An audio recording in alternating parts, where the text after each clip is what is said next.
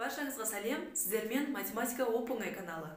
Дәл қазір мен 2021 жылғы ОБТ тестінің 5002 нұсқасына талдау жасап көрсететін боламын. Және де алдағы уақытта апта сайын бір нұсқаға осылай талдау жасап отырамын. Бірақ бұл видеоларды менің каналыма тіркелген тұрақты оқырмандарым ғана көре алады. Сондықтан дәл қазір каналға тіркеліп қоюды ұмытпаңыздар. Нұсқаның бірінші есебі амалдарды орындау. Бұл жерде түбірлердің астын бірдей етуіміз керек. Ол үшін 80-ді біз 4 көбейтілген 20 деп аламыз. Қосылған 3.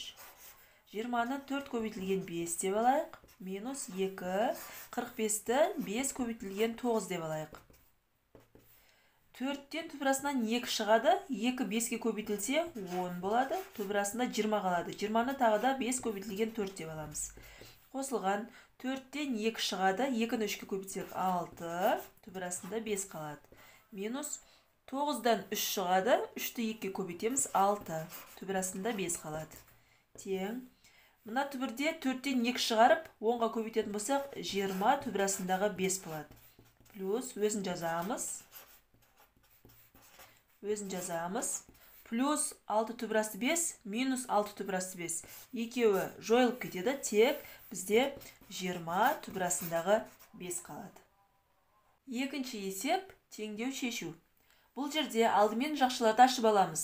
4-ті 3х-қа көбейтсек 12х, 4-ті минус 1-ге көбейтсек минус 4, 3-ті 2х-қа көбейтсек 6х, 3-ті минус 5-ке көбейтсек минус 15. 4-ті 2-ке көбейтсек 8, 4-ті х-қа көбейтсек 4х, плюс 1. Енді х бар сандарды теңдіктің бірінші бетіне өткіземіз. 12х плюс 6х, 4 теңдіктің екінші бетіне өтетін болса, минус 4 болып өтеді. Енді сандарды теңдіктің екінші бетіне қалдырамыз. Алдымен теңдіктің екінші бетіндегі сандарды жазамыз. Минус 4-ің плюс 4 болып өтеді, минус 15 плюс 15 болып өтеді. 12х қосылған 6х 18, 18-ден 4 аламыз, 14х қалады. 8-ге 1-ді қоссақ 9, 9-ға 4-ді қоссақ 13, 13-ге 15-ді қоссақ 28. Х тең 28-ді 14-ге бөлеміз, 2 қалады. Үшінші есеп бізге мынадай теңдеулер жүйесі берілген.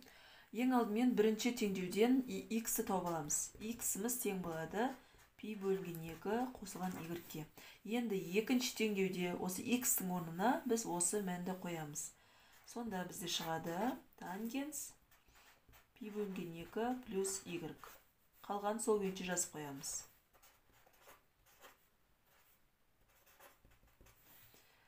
Мынау бізге минус котангенс y-ті береді.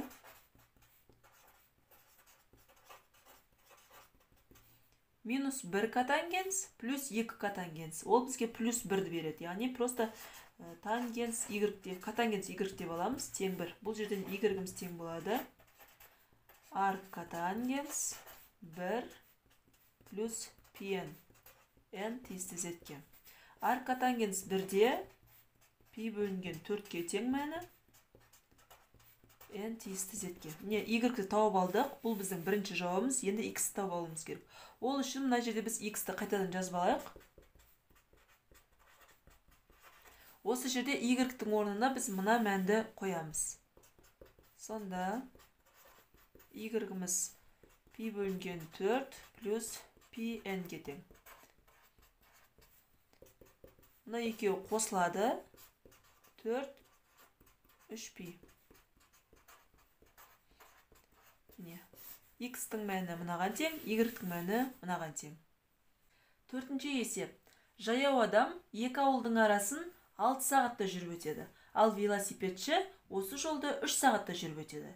Егер олар екі ауылдан бір-біріне қарама-қарсы шықса, онда олар қанша уақытта кездесетінін табыңыз дейді. Мінекей, жаяу адам 6 сағатта жүреді, велосипедші 3 сағатта жүреді. Олардың кездесетін уақытын табу үшін алдымен жылдамдықты тауып аламыз. Жылдамдық дегеніміз жолдың уақытқа қатынасы. Енді екеуінің жеке-жеке жылдамдығын табуымыз керек. V1-дің жылдамдығы S-тің T1 бізде 6-ға тең. V2-ның жылдамдығы S тең, T2-міз 3-ке тең. V1 мынаған тең, V2 мынаған тең. Енді екеуінің кездесетін уақытын табу үшін S-ті бөлеміз біз V1-дің V2-ге қосындысына. Сонда S тұра береді. V1-іміз S бөлінген 6-ға тең, V2-іміз S бөлінген 3-ге тең. Ықшамдаймыз. Бөлімін қосатын болсақ, 6 2-ден тисе 3S болады екен. 6 жоғарыға шығады. 3S қысқарады. 2S-ке қысқарады. Сонда астында 1, төбесінде 2 қалады. 2-ні 1-ге бөлеміз 2. Демек екеуінің кездесетін уақыты 2 сағаттан кейін екен. 5-ші есеп. X-тің қандай мәнінде 3x минус 4,5 өрнегінің мәні оң сан болатын табыңыз. Ол үшін 3x минус 4,5-ті 0-ге теңестіріп шығарамыз. Теңдеу шешеміз. X тең 4,5-ті 3-ке бөлсек 1,5 шығады. Аралыққа саламыз. Мына жерде 1,5 болса, 1,5-тің оң жағында мысалға 2 деген сан бар. Сол 2-ні берілгеніне қоямыз x-тің орнына. 2-ні 3-ке көбейтсек 6, 6-дан 4,5 алсақ, демек оң сан шығады екен. Енді 1,5-ның сол жағында мысалға 1 деген сан бар. 1-ді қоятын болсақ, 1 көбейтілген 3, 3-тен аламыз 4,5-ті минус сан шығады. Ал есептің берілгенде бізден сұрап тұр, мәні оң сан болатын табыңыз. Яғни оң сан дегеніміз плюс жақтар, демек біздің жауабымыз x-іміз 1,5-тен үлкен жақтар болады екен. 6-шы есеп. Суретте боялған нүктелер жиынына шешімдер жиыны тең болатын теңсіздіктер жүйесін табыңыз дейді. Сызбаға қарасаңыз, бізде шеңбер берілген. Шеңберде радиус 3 сантиметрге тең екен. Жалпы шеңбердің теңдеуі бізде былай беріледі. X квадрат қосылған Y квадрат тең R квадрат.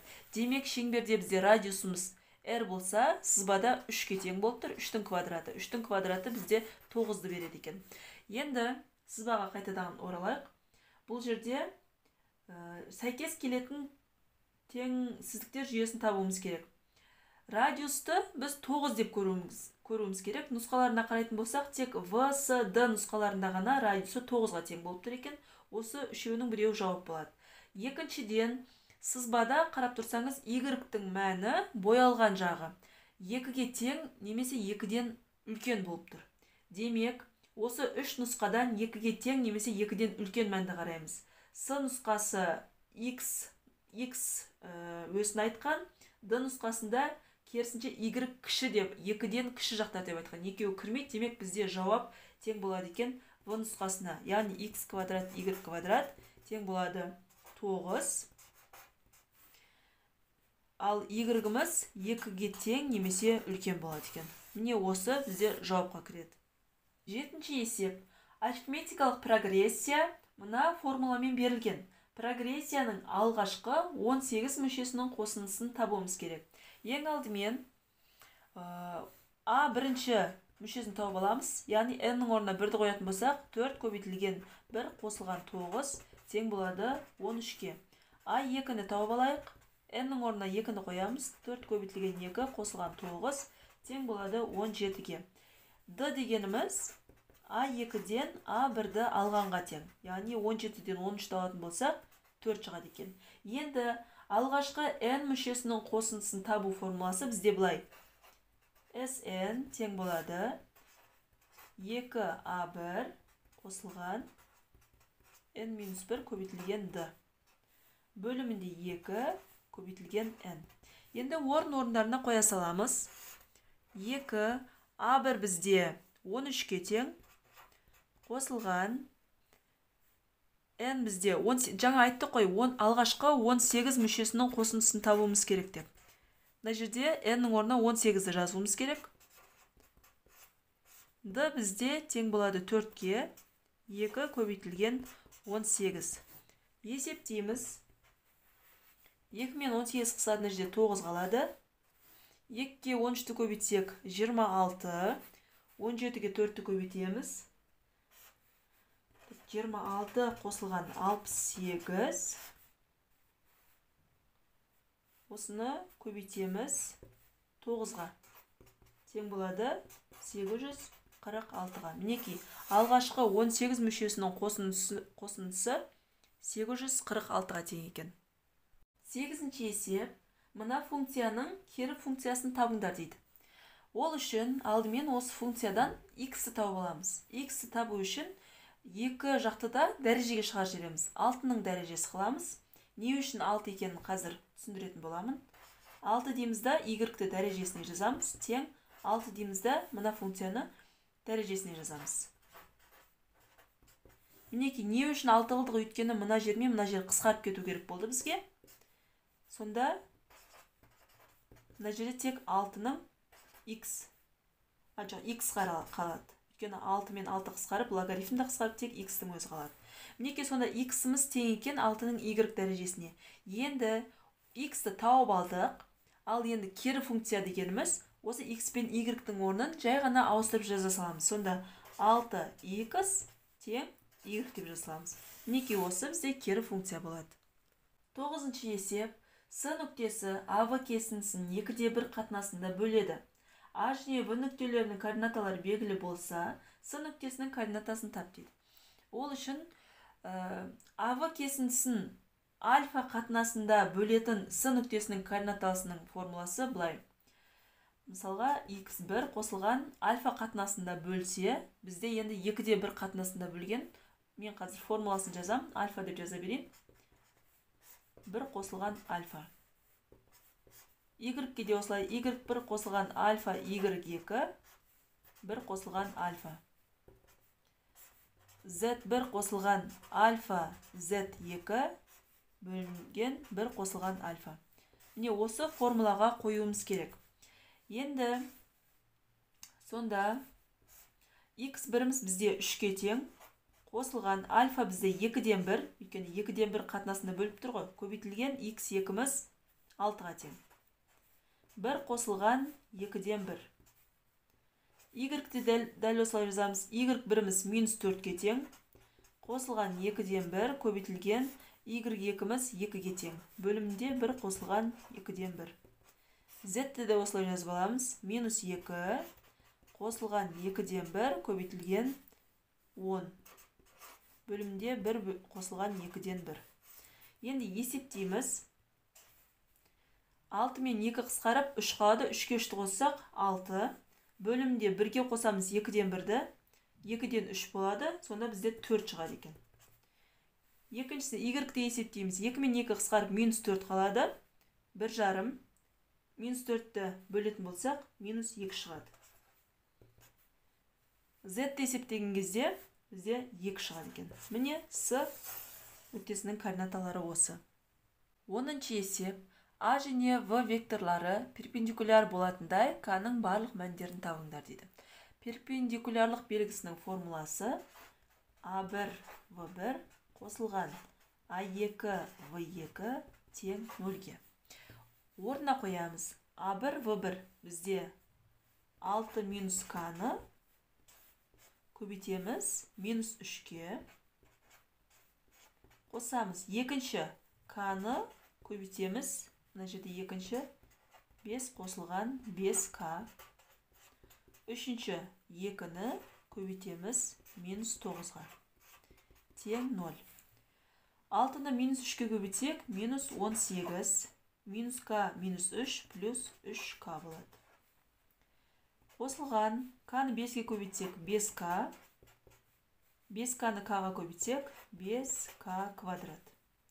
-18 болады екен. Ықшамдаймыз. Алдымен квадраттар бізде біреу ғана. 5К квадраттың өзін жазамыз. К-сы бар. 3К-ға 5К-ны қоятын болсақ 8К болады. Сандарды есептейміз. -18, -18-іміз -36 болады. Тең 0. Дискриминант шешеміз. 8-дің квадраты 64, -4 көбейтілген, 5 көбейтілген -36. Есептесек 64 қосылған 720 болады. 784. Енді К1 мен К2-ні анықтаймыз. -8-ге плюс-минус түбірасындағы 784. Бөлеміз 2 көбейтілген 5-ке. Алдымен плюспен шығарамыз. 784-тен түбірасынан 28 шығады. Минус 8 плюс 28, 20. 20-ны 10-ға бөлеміз, 2 қалады екен. Енді минуспен шығарайық.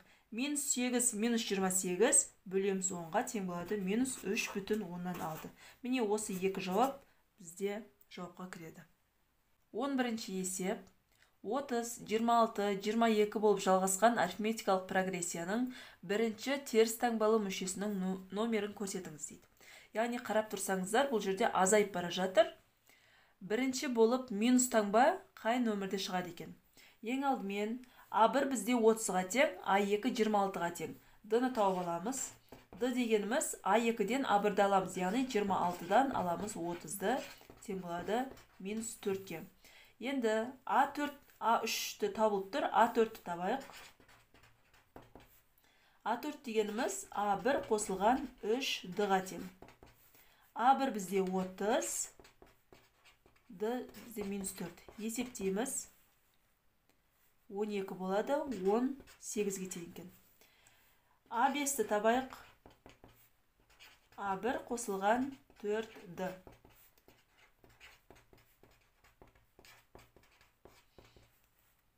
14-ге тең болады. Әлі алыс сияқты, сондықтан А8-ді тауып көрейікші. А1 қосылған 7-д.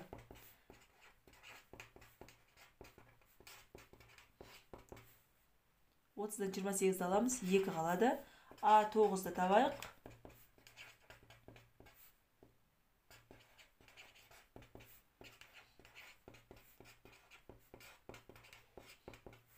Отыздан 32-ні аламыз. 30-дан 32-ні аламыз, минус 2 қалады. Мінекей минус сан шықты, алғашқы минус сан, демек 9-шы номердегі сан екен. Жауабы А 9-шы номері. 12-ші есеп бізге мынандай түбір берілген. Бұл түбірді шешу үшін біз былай істейміз. 47-ні өзін жаза тұрайық. 12 бұл 2 мен 6-ның көбейтіндісі. 2 түбірдің сыртында тұра берсін, 6-ны түбірдің ішіне кіргізетін болсақ, 6 36 болып кіреді. Көбейтілген 11 бар түбірдің ішінде. Сонда 47 азайтылған 2 түбір астында 36-ны 11-ге көбейтетін болсақ, 396 шығады екен. Тең болады. Енді қараңыздар. 47 дегеніміз 36 мен 11-дің қосындысы. Ал 396 дегеніміз 36 мен 11-дің көбейтіндісі.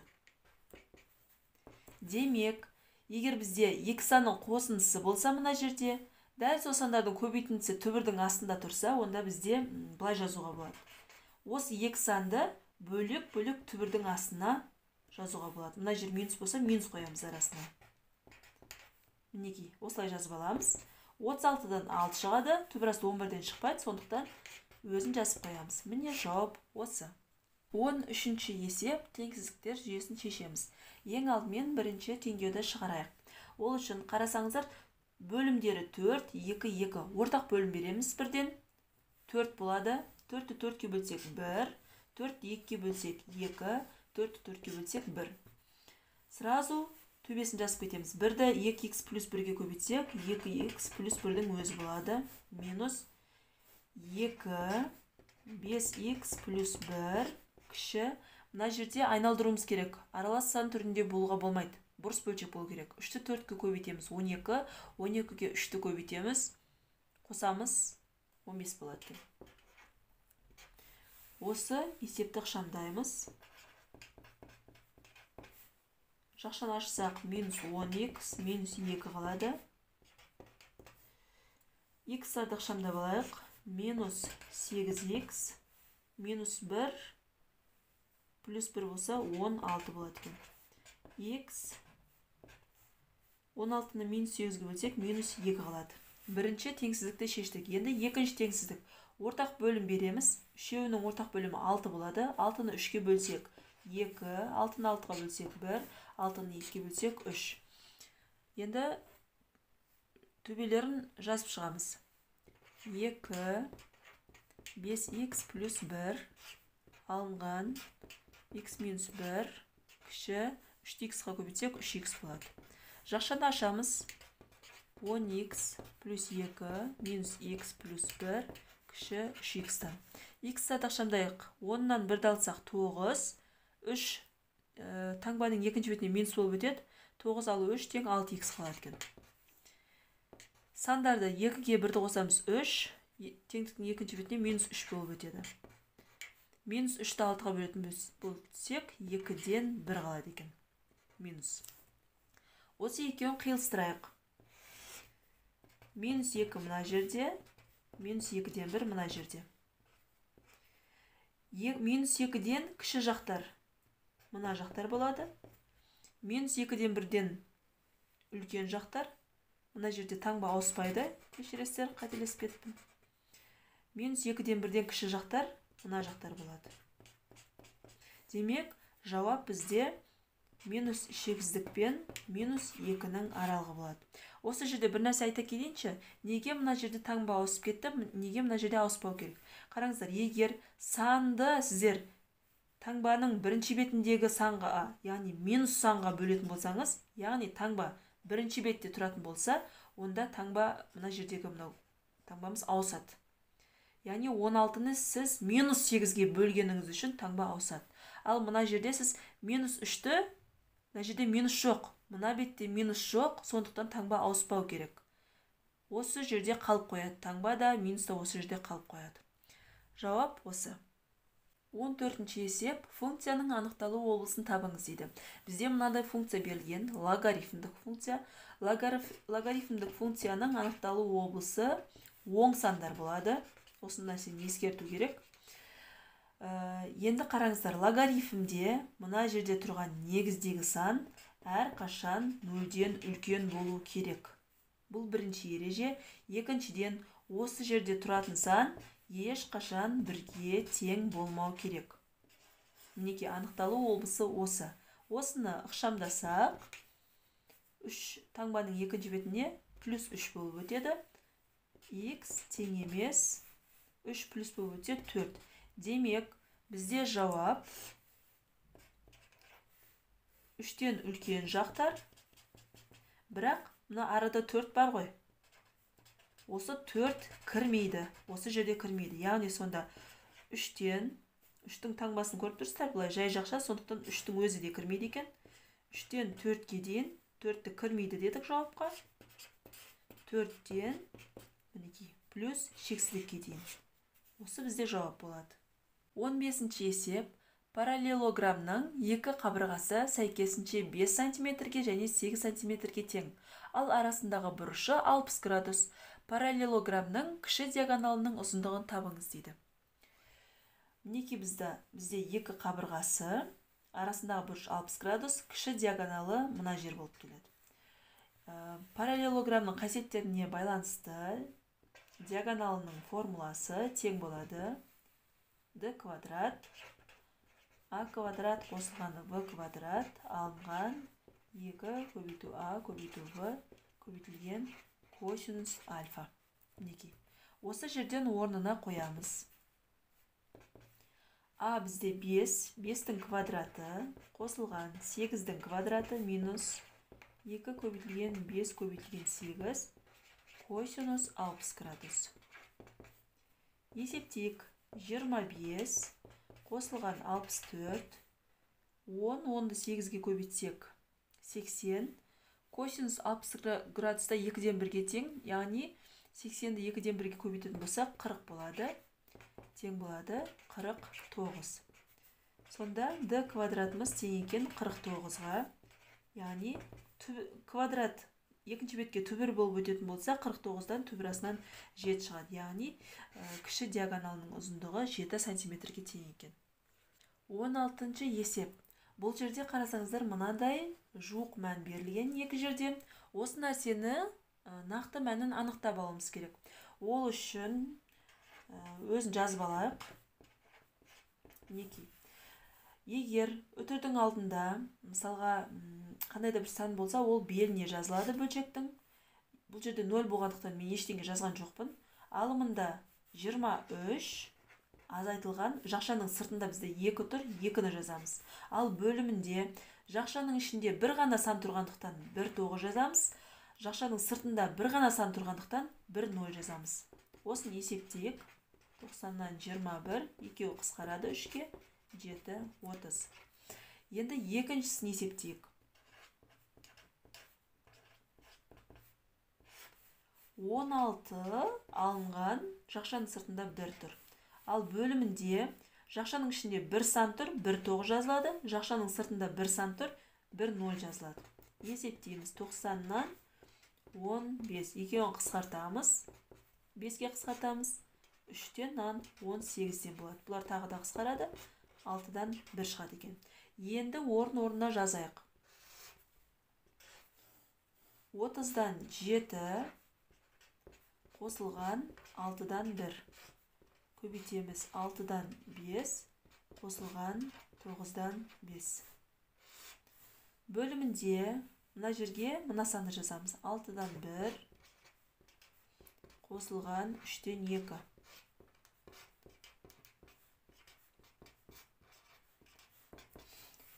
Есептейік. Ортақ бөлім 30 болады.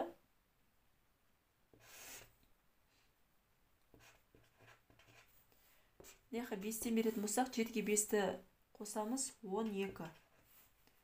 Көбейтеміз. 6-дан 5 қосылған 9-дан 5. Бөлімінде ортақ бөлім 6 болады. 2-ден болса 4-ке 1-ді қосамыз 5. Көбейтеміз. 15-тен 1 қосылған 6-дан 1. Есептейік. Көбейткен кезде 12 мен 6 қысқарады, 2 қалады. 2 мен 30 қысқарады, 15 қалады. 15 пен 5 қысқарады, 3-тен 1. 3-тен 1 қосылған 9-дан 5 шығады. Бөлімінде 5 пен 15 қысқарады, яқта 3 қалады. 18-ден 1 қосылған 6-дан 1. Так, арғары есептейміз. Ортақ бөлімі 9 болады алымында. Мына жаққа 3-тен берсек, 3-ке 5-ті қосамыз 8. Ортақ бөлімі 18 болады. 3-тен болса 3-ке 1-ді қосамыз 4. Енді бөлеміз. 9-дан 8 бөлінген 18-ден 4. Қысқартып тастауымызға да болады. 2-ге 2-ден 9-дан болады. Тең 9-дан 8 бөлу кезінде қысқарта алмаймыз, сондықтан көбейтуге айналдырамыз. Көбейтуге айналдырған кезде алымы мен бөлімі орын ауысады. Бөлімін алымына жазамыз. Алымын бөліміне жазамыз. 9 бен 9 қысқарады, 8 бен 2 қысқарады, 1-ден 4-тен демек. 1-ден 4 бөлінген 4. Жауабы 4 шығады екен. 17-ші есеп. А векторы 3-ке тең болса, В векторы 4-ке тең болса, және А мен В векторлары арасындағы бұрыш 120 градусқа тең болса, А минус 2В мен В векторлары арасындағы бұрыштың косинусын табыңдар дейді. Жалпы А векторы былай орналасқан, В векторы бізде былай орналасқан. Осы екі вектордың арасындағы бұрыш 120 градусқа тең. Яғни, А мен В векторлардың көбейтіндісін табатын болсақ, модуль ішіндегі А көбейтілген модуль ішіндегі В көбейтілген косинус осы екеуінің арасындағы бұрыш бізде 120 градусқа тең. Тең болады. А бізде 3-ке тең, В 4-ке тең. 3 көбейтілген 4, косинус 120 градуста минус 2-ден 1. Минус 6 болады есептейтін болсақ. Енді екі бұрыш, мына екі бұрыш берілген. Осы екі бұрыштың арасындағы бұрыштың косинусын табыңдар. Яғни косинус альфа тең болады. А көбейтілген В формуласы. Модуль ішіндегі А көбейтілген модуль ішіндегі В. Біздегі екі модульдің арасындағы косинустың формуласы. Бізде екі модуль, екі вектор мынау болып тұр. Осы екеуін табуымыз керек. Яғни А-ның орнында мына вектор, В-ның орнында мына вектор жазамыз. А минус 2В көбейтілген В. Бөлімде модуль ішіндегі А минус 2В көбейтілген модуль ішіндегі В болады. Енді жақшаларды ашамыз. АВ болады минус 2В-ның квадраты. Бөлімде модуль ішіндегі А минус 2В-ны біз былай есептейміз. Модуль А минус 2В-ны түбір астындағы а минус 2в-ның квадраты деп аламыз. Себебі қараңыздар, түбірмен квадрат қысқарып, керісінше модуль ішіндегі осы өрнектің өзі шығады. Мен керісінше жазып алдым. Енді түбірдің астында осы жақшаны ашамыз қысқаша көбейту формуласымен. А квадрат минус 4ав плюс в квадрат болады. Тең болады. А бізде 3-ке тең. 3-тің квадраты 9 минус 4 көбейтілген. А-ның көбейтіндісін біз мына жерде таптық. Ол деген минус 6-ға тең. Қосылған в деген бізде 4-ке тең, 4-тің квадраты. Есептейтін болсақ, 9 қосылған 24 қосылған 16. Ана жерде 4в квадрат болады екен, кешіріңіздер, 4-ті ұмытып кетіппін. Сонда ана жерде 4 бар, тағы да 4 көбейтілген. 4-тің квадраты 16, 16-ны тағы да 4-ке көбейтсек, 64 шығады екен ана жерде. Үшеуін қосатын болсақ, түбірасындағы 97 шығады. Осы модуль а минус 2в-ның орнына біз түбірасты 97-ні жазамыз. Көбейтілген түбірасты модуль ішіндегі в бізде 4-ке тең. 4-тің өзін жазамыз. Енді алымында а мен в-ның көбейтіндісін тауып қойдық. Ол деген минус 6-ға тең болды. Минус 2 көбейтілген в бізде 4-ке тең. 4-тің квадраты 16. 16-ны 2-ке көбейтетін болсақ, 16-ның квадраты 4-тің квадраты 16 болады. Бөлімінде 497-ның өзі қалады. Алымын есептейміз. 2-ні 16-ға көбейтсек 32. Минус 6, минус 32, минус 38-ді береді. Бөлімінде 4, түбірасында 97. 38 бен 4 2-ге қысқарады. 38-ді 2-ге бөлсек 19, 4-ді 2-ге бөлетін болсақ 2, түбірасындағы 97 қалады. Мінекей мынау бізде жауап болады. 18-ші есеп. Цехтағы 9 жұмысшы 6 күнде тапсырманың 8-ден 3-ін орындады. Қалған тапсырманы 5 күнде орындау үшін цехқа тағы неше жұмысшы қабылдау қажет. Жұмыстың көлемін біз 1 деп алайық. Барлық жұмыс 1. Яғни бірінші күні жұмыстың 8-ден 3-ін орындаған. Мысалға 9 жұмысшы 6 күнде жұмыстың 8-ден 3 бөлігін орындады. Сосын тағы да жұмысшылар қабылдады. Қанша екен белгісіз, x жұмысшы қабылдады. Яғни сонда 9 қосылған x жұмысшы болды. 9 қосылған x жұмысшы барлығы 5 күнде жұмыстың қалған бөлігін орындады. Қалған бөлігі, қараңыздар, өзі жұмыс 1 болса, оның 8-ден 3-ін 9 жұмысшы орындап қойған болса, қалғанын осы мына жерде тағы да жаңадан жұмысшы қабылдаған кезде қалғаны орындалады. 1-ден 8-ден 3-ті алатын болсақ, 8-ден 5 қалады екен, демек 8-ден 5. Енді осы жерде біз пропорция арқылы шешеміз. Яғни 9 көбейту 6 алымында 9 қосылған x көбейтілген 5 бөлімінде. Тең деймізде 8-де 3 бөлімінде 8-ден 5 деп. Осы арқылы шешеміз. Пропорция дегенді білесіздер. Бірінші бөлшектің алымы мен екінші бөлшектің бөлімін көбейтеміз. Бірінші бөлшектің бөлімі мен екінші бөлшектің алымын көбейтеміз. 9-ға 6-ны көбейтетін болсақ, 54 көбейтілген 8-ден 5. Тең болады 8-ден 3 көбейтілген 5 көбейтілген 9 қосылған x. Ықшамдаймыз. 54 пен 8 қысқарады 2-ге, 8-ді 2-ге бөлсек 4, 54-ді 2-ге бөлсек 27 болады. Көбейтеміз, сонда 4-тен 5 түсті 3 ойда 135 болады екен. Тең болады, мына жерде көбейтетін болсақ, 8-ден 15 көбейтілген 9 қосылған x қалады. Теңдеу, осы жерден 9 қосылған x-іміз тең болады 135-те 4-ті бөлеміз, бірден көбейтуге айналдырып жазайын, 15-тен 8-ге. 4 пен 8 қысқарады, мына жерде 2 қалады. 135 пен 15-ге қысқарады бірден, мына жаққа 9-дан қалады. Сонда 1, 9-ға 2-ні көбейтсек 18, бұл жерде 18 қалады екен. Яғни 9 қосылған x-іміз тең болады 18, бұл жерден x-іміз 18-ден 9-ды аламыз, x тең болады 9-ға. Яғни тағы да 9 жұмысшы қабылдаған екен. 19-ші есеп теңсіздіктер жүйесінің ең үлкен бүтін шешімін табыңыздар дейді. Ең алдымен бөліміндегі теңсіздікті шешейік. Бұл жерде бірден жақшаны ашамыз. 3,5-ті x-қа көбейтетін болсақ 3,5x қосылған 3,5-ті 5-ке көбейтетін болсақ 17,5 шығады. Үлкен 4x қосылған 16,5.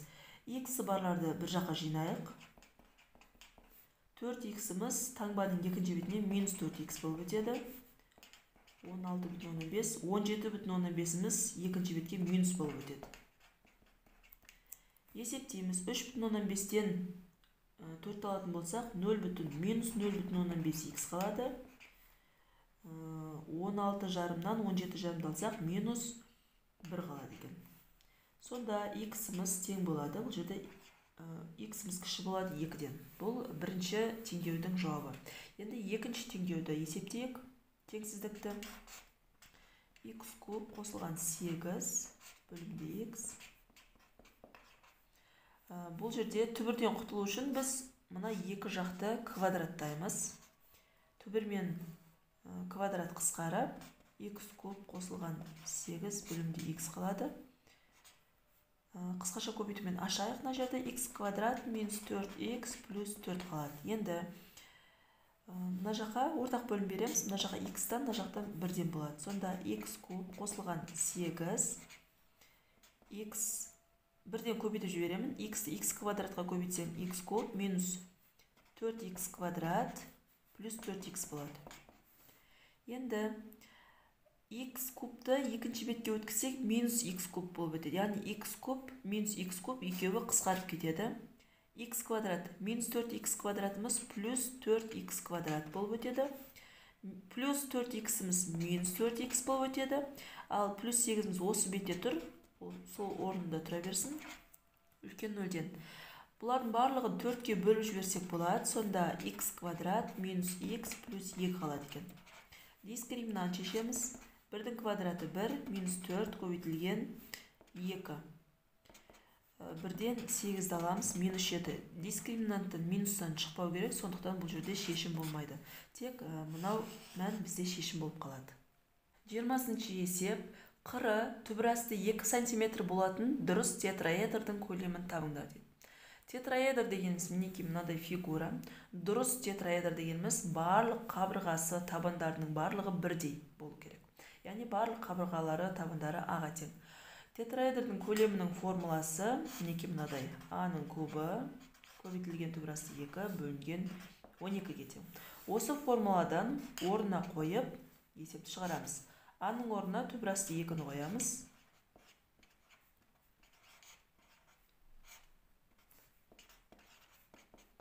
Бұл жерде түбірасты 2-ның 3 дәрежесі, түбірасты 2-ның 1 дәрежесі болып тұр. 1 дәреже жазылмайды. Сондықтан түбірасты 2 деймізді дәрежелерін қоссақ, 3-ке 1-ді қосамыз, 4 болады екен. Бөлімі сол күйінше жазыла берсін. Түбірасты 2-ның 4 дәрежесі дегеніміз ол 2-ның квадраты. Бөлімде 12. 2-ның квадраты 4-ке тең. 12. 4 пен 12 қысқарады 4-ке. Алымында 1 қалады, бөлімде 3 қалады. Демек, тетраэдрдің көлемі 3-тен 1 сантиметр кубқа тең екен. Келесі есеп. Бізде бірнеше есеп мына сызбаға байланысты берілген. Алдымен сызбамен танысып алайық. Бұл жерде су цистернасы. Алмастың үйінде су сақтауға арналған радиусы 50 сантиметрге тең цилиндр тәріздес цистерна бар. Цистернада қалған судың көлемі 0,13 метр куб. Мұндағы пейді 3 деп аламыз. Яғни 21-ші есеп бойынша, есептің сұрағы бойынша сызбада берілген Б тәріздес өрнекпен беріліп тұрған жердің өлшемін табуымыз керек. Ол үшін алдымен алдыңғы жағынан қарағандағы цистернаның келбеті шеңбер күйінде болады. Бұл жерде центр мына жерде, ал су дегеніміз төменде одан. Яғни мына бөлік бізде су болып тұр. Енді қараңыздар. Бұл жерде есептің берілгені бойынша шеңбердің радиусы 50-ге тең. Демек біз былай алсақ болады, және де былай алсақ та екеуі де радиус болып тұр ғой. Мына жағда 50, мына жағда 50 болып тұр. Ал B дегеніміз мінекей мынау аралық. Осы аралықты табуымыз керек. Қарап тұрсаңыздар, бұл үшбұрыш, тең бөлі үшбұрыш, себебі екі қабырғасы тең болып тұр, тең бөлі үшбұрыш болып тұр. Енді осыдан біз биіктік түсіретін болсақ, мінекей тік бұрышты үшбұрыш болады бір жағы, оны бөлек сызып алайын. Мінекей мына қабырғасы 50-ге тең. Енді қараңыздар, есептің берілгені бойынша, мінекей мына аралық бізде 20-ға тең деп айтылған. Мінекей ол мына аралыққа тең, мына жер 20 болса, мына жағы қанша болады? Мынаның өзі бізде радиус қой. Радиустың 20-сы белгілі, қалғаны қанша? Әрине 30, себебі 50-ден 20-ны алатын болсақ, 30-ға. Демек біздің мына қабырғамыз, мына жеріміз 30-ға тең екен. Енді осы тік бұрышты үшбұрыштың біз мынау катетін табуымызға болады. Пифагор теоремасы бойынша бұл жерде x деп алатын болсақ, x тең болады түбірасындағы 50-дің квадраты минус 30-дің квадраты. Одан шығады 40. Яғни мына жер бізде 40-қа тең екен. Егер мына жер 40-қа тең болса, фиіміз неге тең? Әрине 2 еселейміз. 40-ты көбейтеміз 2-ге, тең болады 80. Демек, мына аралық бізде 80-ге тең екен. 22-ші есеп, жаңағы сызбаға байланысты берілген есеп. Сұрағы, цистернаның сыйымдылығын есепте дейді. Жалпы сыйымдылық дегенді мен өзім көлем деп есептеймін, екеуі бір деп есептеймін, тек өлшем бірліктері екі түрлі. Көлемнің өлшем бірлігі метр куб болса, сыйымдылықтың өлшем бірлігі литр. Жалпы цистернаның сыйымдылығы, цистерна дегеніміз бұл цилиндр бізде математикалық түсінік бойынша цилиндр болып тұр. Цилиндрдің көлемін табуымыз керек. Цилиндрдің көлемі бізде табанының ауданını көбейтеміз биіктігіне. Цилиндрдің табаны дөңгелек болып тұр, ал дөңгелектің ауданы бізде πr квадрат береді, көбейтілген h. Енді қараңыздар, π бізде белгілі 3-ке тең. Ал r дегеніміз, біз бұл есепті екеуінде не сантиметрмен шығаруымыз керек, немесе екеуінде миллиметрмен шығаруымыз керек. Екі түрлі болуға болмайды, сондықтан 50 сантиметрді біз метрге айналдырамыз. 50 сантиметр дегеніміз 0,5 метрге тең. Мына жерге 0,5-тің квадраты деп жазамыз. Көбейтілген h бізде биіктігі 2 метр. Есептейміз. 3-ке 2-ні көбейтеміз 6, 0,5-тің квадраты 1,5 метр куб болады. Демек, цилиндрдің көлемі 1,5 метр кубқа тең екен. Ал бізде сыйымдылықты сұрап тұр ғой. Екеуі бірдей, көлеммен сыйымдылық тең. Тек екеуінің өлшем бірлігі бірдей. Сыйымдылықты біз литрмен белгілеуіміз керек. Сыйымдылықты 1,5 метр куб деп алмаймыз. Сондықтан метр кубты біз литрге айналдырамыз. Мысалы, 1 метр кубта 1000 литр болса, 1,5 метр кубта 1,5 литр болады екен. Мінекей сыйымдылығы осы 1,5 литрге тең екен. 23-ші есеп. Цистернадағы су бетінің ауданын есептеңіз дейді. Цистернадағы судың бетінің ауданы тік бұрышты төртбұрыш болады. Мінекей мынандай болып тұрады судың беті. Мына екі қабырға бізде фи, жаңа біз фиді тауып алғанбыз, 80 см шыққан, мынау биіктігі 2 метр. Фиіміз 80 см. Мынау метрмен беріліп тұрғандықтан 80 см-ді біз метрге айналдырамыз, сонда 0,8 метр болады. Ал биіктігі 2 метрге тең. Енді қараңыздар, бұл тік төртбұрыш болса өзі. Осы цистернаның суының бетінің ауданын қалай табамыз? Тік төртбұрыштың ауданы 2 қабырғасын көбейткенге тең.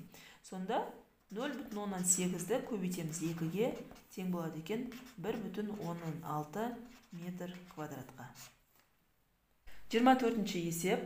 Цистернаны вертикаль бағытта орналастырғандағы су бетінің ауданын есепте дейді. Цистернаны вертикаль бағытта орналастырсақ, яғни тіке қойсақ, оның судың беті бізде дөңгелек болады. Ал дөңгелектің ауданы πr квадратқа тең. Бізде r берілген, радиусы 50 сантиметрге тең. Осы 50 сантиметрді метрге айналдыратын болсақ, 0,5 метр болады. Метр арқылы шығарамыз, π дегеніміз 3-ке тең. R-ді 0,5-тің квадраты деп аламыз. 3 көбейтілген 0,25 тең болады 0,175 метр квадратқа. 25-ші есеп. Цистернаны вертикаль бағытта орналастырғандағы су деңгейінің биіктігін табуымыз керек. Ол үшін бізге көлемнің формуласы керек болады. Көлемнің формуласы ол су деңгейі болғанмен бәрібір бізде цилиндрдің пішіні болып тұр. Сондықтан цилиндрдің көлемінің формуласын жазамыз. Ол дегеніміз πr квадрат h-ға тең. Енді бұл судың деңгейінің көлемі берілгенде айтылған 0,13 метр куб. Тең болады π 3-ке тең, r бізде 0,15 квадрат көбейтілген h. Осы жерден биіктікті табуымыз керек. Бұл жерде h дегеніміз тең болады 0,13-ті бөлеміз 3 көбейтілген 0,15-тің квадраты 0,25 болады. Тең болады 0,14-ке. Яғни биіктігі, су деңгейінің биіктігі 0,14 метр екен. Бұны біз сантиметрге айналдыратын болсақ, 40 сантиметрге тең болады. Келесі есеп бізде бірнеше дұрыс жауабы бар тесттер берілген. 26-ші есеп, мына өрнектің мәні жатқан аралықты көрсетіңіз дейді. Алдымен өрнекті шығарайық. Бірдің кез келген дәрежесі бірдің өзіне тең, минус 0,14, дәрежесі минус 1, осы дәрежесін плюске айналдыру үшін 1 бөлінген қылып жазамыз. 1 бөлінген 0,104 болады. Дәрежесі 1, бәрібір осының өзін береді. Қосылған кез келген санның 0 дәрежесі 1-ді береді бізге. Енді есептейік. 1 минус 1 бөлінген 0,104-тен түбірасынан 0,2 шығады. Қосылған 1. Так, 1 алынған 0,2 дегеніміз 5-тен 1 деген сөз, демек ол 5 деген сөзді береді. 1-ді 0,2-ге бөлсек 5-ті береді.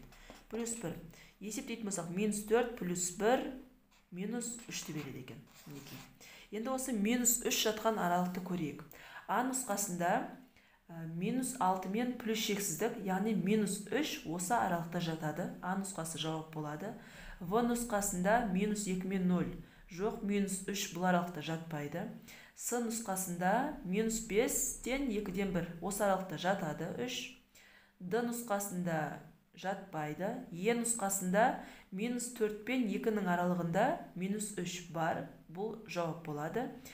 F нұсқасында жатпайды. G нұсқасында жатпайды. H нұсқасында жатпайды. Демек, осы 3 нұсқада жауап бар екен. 27-ші есеп, логарифмдік теңдеу. Осы теңдеудің шешімі бола алатын барлық мәндерді табуымыз керек. Ең алдымен теңдеуді шешейік. Мына жерде логарифмнің екеуінің негізінде 3-ке келтіруіміз керек. Ол үшін логарифм 3-тен 1-ді 3-тің минус 1 дәрежесі деп аламыз. X минус мына 2-ні x-тің дәрежесіне шығарамыз. Логарифм 3 негізді x-тің дәрежесі x-тің дәрежесіне шығады. Тең 6. Енді қараңыз, 3-тің дәрежесі минус 1. Логарифмнің алдына 1 бөлінген болып түседі. Яғни 1 бөлінген минус 1. Логарифм 3 негізді x болады. Минус логарифм 3 негізді x квадрат тең 6. 1-ді минус 1-ге бөлсек, минус 1. Сонда минус логарифм 3 негізді x минус. Бұл минус 1-ді біз x-тің дәрежесіне шығара салайық, минус 1 деп. Плюс бола берсін. Логарифм 3 негізді x квадрат тең 6. Енді логарифм 3, логарифм 3. Оны біз былай жазамыз. Логарифм 3 негізді, егер арасында минус болса, мына бөлшекті бөлеміз мына бөлшекке. X-тің минус 1 дәрежесін бөлеміз x-тің квадратына. Тең болады 6. Сонда логарифм 3 негізді x-тің минус 1 дәрежесін x-тің квадратына бөлетін болсақ, яғни бөлу деген кезде дәрежелер алынады ғой. Минус 1 алынған минус 2, минус 1 алынған 2, минус 3 дәрежесі болады. Тең 6. Енді логарифмнің ережесі бойынша негізінде, яғни 3-тің 6 дәрежесі бізге мына өрнекті береді. 3-тің 6 дәрежесі тең болады x-тің минус 3 дәрежесіне тең болады екен. Енді 3-тің 6 дәрежесі x-тің минус 3 дәрежесі дегеніміз 1 бөлінген x-тің 3 дәрежесі. Яғни дәрежесін біз 10 қылып алдық. Осы жерден x-тің 3 дәрежесін алатын болсақ, 1 бөлінген 3-тің 6 дәрежесіне тең болады. X-тің 3 дәрежесі тең 3-тің минус 6. Яғни дәрежесін біз минус қылып алсақ, осылай жазуға болады. X-тің 3 дәрежесі тең болады 3-тің 3 дәрежесі көбейтілген минус 2 деп алуымызға болады. Өйткені 3 көбейтілген минус 2 бізге минус 6-ны береді. Екеуінде де дәрежелері бірдей 3 деген дәреже бар. Екеуінде алып тастаймыз. Сол кезде x тең болады 3-тің минус 2 дәрежесі. Ол дегеніміз x 1 бөлінген 3-тің квадраты деген сөз. Бұл 1 бөлінген 9-ды береді. Яғни 3-тің квадраты 9. Енді нұсқаларына келетін болсақ, А нұсқасында 9-дан 1 бар. Демек, А нұсқасы жауап болады.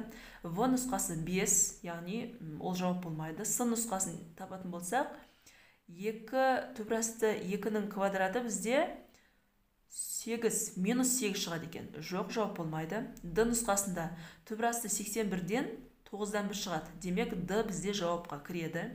Е жауапқа кірмейді. Ф бізге 1-ді береді.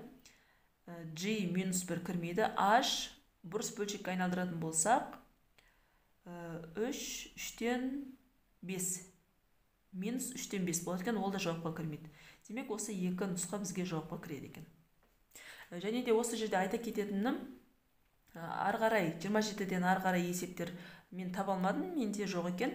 Егер сіздерде бар болатын болса, маған жазыңыздар комментарийге, ол есептерді де бөлек шығарып көрсететін боламын.